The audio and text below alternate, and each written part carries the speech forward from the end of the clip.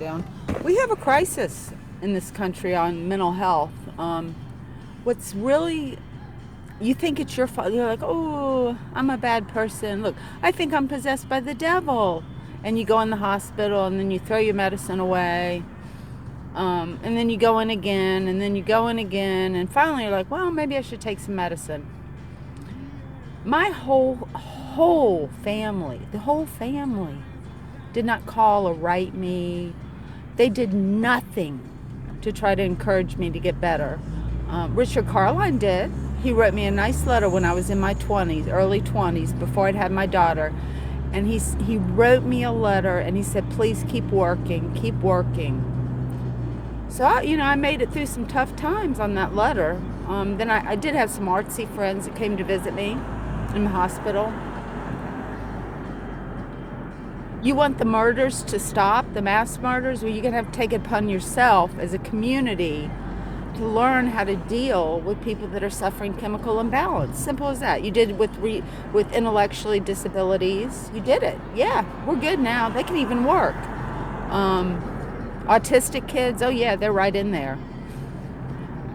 But in our country, we have, okay, let's take my sister. She's perfect.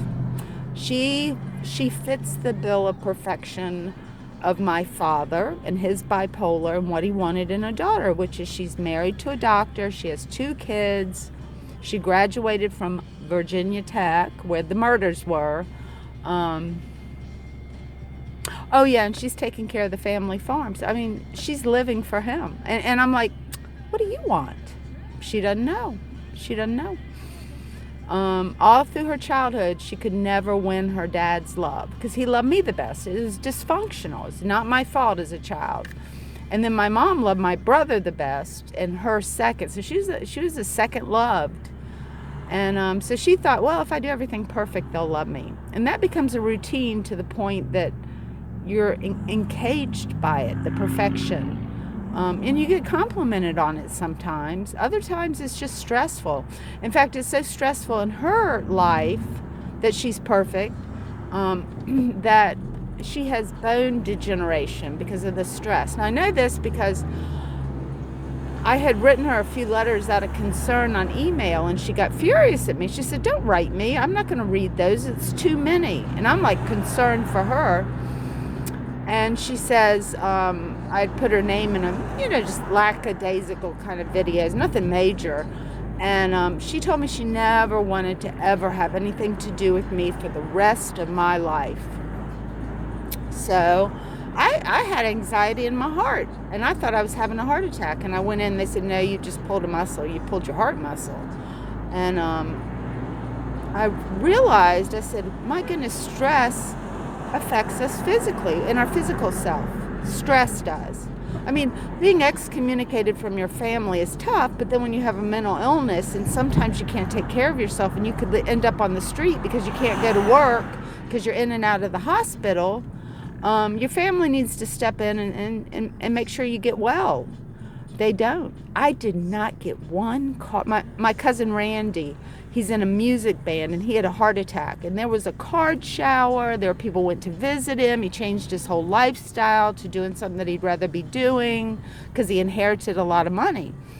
And but for me, I had started out with an eating disorder. It was constant, just having. I had some art shows and things like that.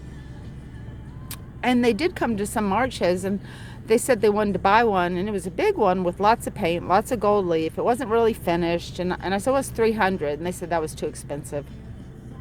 What do you want? You want me to just give it to you after I've invested all this money in materials? And I've been to 3 colleges. That's a fucking load of loans and things like that for me to figure out how I'm going to pay back as an artist. And then after I got married, they were pleased. The family was pleased. It looked like I was going to be doing the right thing, being a wife and a mother. And they paid off my uncle paid. My dad's too sick. He can't make any money. But my great uncle, who was a colonel in the army and didn't have kids, he paid off my school loans, which was very wonderful. I tell you, what a freedom that is, that a lot of black people that are poor don't have. And then I was watching something. I was like, we all have opportunities. And I'm like, no, not if you're in a poor black neighborhood. You do not have the same opportunities as a middle to upper middle class person in the United States. So that was a falsity. I said, no, and I skipped past that one. But, you know, when people excommunicate people because of mental illness, it's really not a character thing. It's honestly to God, it's a chemical in your brain, and you get enough people that are just ugly and mean to you because you're sick. I could see, I mean, the Visual Arts Center, I was like trying to figure out the Virginia Tech killings, and like, what do we do to fix this? And I wrote him a letter, just kind of putting myself in the same place as like, what would cause a person to do that? And I said in the letter something about killing children, but that wasn't me. I mean, I read it to Cray Deeds too. I was like, I'm trying to figure this out. How can we make it better? And they absolutely told me I could never come back there, even though I'd had a, you know, pretty decent relationship up to the point of saying that. And the thing was, I was like, could you call me in and talk to me? Make sure I'm okay. But they didn't. They excommunicated me from their building or any activities surrounding the arts, which is very strange to me because so many artists do have chemical imbalances. And I realized, I said, well, this is how this happens because it makes you so angry. But I'm not like a one for guns and killing people. That's more men most of the time. But I was pretty frustrated and angry with them. I thought, you know, I'm trying to do something good here and you may not get it, but if you're concerned about my health, why don't you call me in and we'll talk? If we would do that more, we would have less mass murders. They come in, they feel cared for. Like, what's going on with you? Come on, let's talk about it. And art therapy in public schools. I don't even know what the resistance is there. That's just a given. That's like preventative of prison, welfare, mental health issues in prison, you know, children being abused. You just absolutely have to have an art therapist in public schools. Do you not want to spend the taxpayer money for the health of the family and community? Come on, people. This is a very stressful day and age. I mean, we're driving around 70 miles an hour with computers that go so fast, and our brain's not used to that. You know, this is a new day and age, and we have to learn how to moderate it so that we can also be healthy. I mean, it looks good, you know, going hiking and camping, but I don't know that many families that do that. It looks good gardening. I don't know that many families that do that. So that's why I say gardening in public schools would be good for science and also brain health. Because we do need to learn how to recognize the person who's suffering. And remember that they're suffering. It's not fun to have an illness at all. And then if they do end up going in the hospital, send them a card. Give them a call. Say, hey, you want me to come visit? They may say no, you know. But just, it'll be registered in their memory bank that you care for them. And that's important. That's very important for the survival of our species, really. I get really tired of all these mass murders, and I'm like, this is so preventable.